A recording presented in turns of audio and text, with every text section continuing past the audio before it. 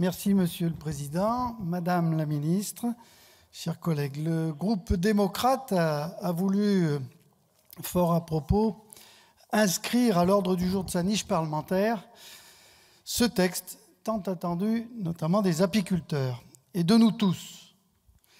Tant les abeilles, ce don du ciel pour notre société, pour notre monde et la biodiversité, sont capitales.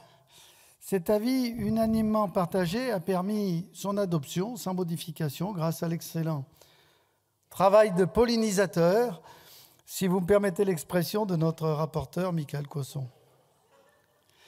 Il nous appartient aujourd'hui d'adopter définitivement ce texte qui se veut une réponse concrète. Il constitue la bonne réponse pour nous, pour enfin lutter efficacement et sans plus attendre contre la prolifération du frelon. Le temps des abeilles, n'est en effet pas celui des hommes. Et faute de réponse suffisante et adaptée, ce prédateur arrivé seulement il y a 20 ans sur notre sol est aujourd'hui responsable de la mortalité de 20% d'entre elles. Les conséquences de cette prolifération sont connues. J'en veux pour preuve, dans ma région, par exemple, Auvergne-Rhône-Alpes, première région apicole de France, et dans mon département, la Loire, le frelon fait partie des raisons principales du recul de la production de miel des 3 dernières années. Et nous ne sommes pas restés inactifs, comme d'ailleurs sur l'ensemble des territoires.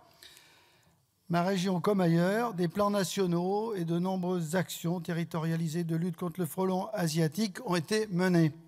Le département de la Loire, par exemple, avec le groupement de défense sanitaire, ont signé une convention pour financer des pièges dans les 323 communes du département.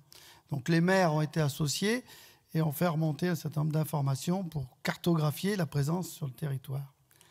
La résilience du frelon asiatique est telle, cependant, que l'efficacité commande que la réponse publique soit désormais globale, coordonnée, cohérente, assortie de moyens budgétaires dédiés. Des solutions existent, il faut qu'elles soient de grande ampleur, concertées et collectives. C'est précisément l'objectif de ce texte qui institue un plan national de lutte contre le frelon asiatique dont nous saluons l'architecture. Elle permettra d'unir les forces de l'ensemble des acteurs et mutualiser les expertises et techniques car les intérêts économiques, sanitaires, écologiques sont communs.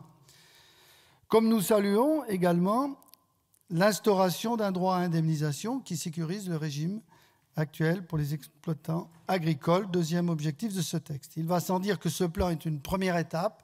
Il devra être accompagné d'autres mesures pour consolider la situation des apiculteurs français qui doivent faire face simultanément à d'autres difficultés telles que les aléas climatiques et la concurrence déloyale des miels asiatiques frelatés.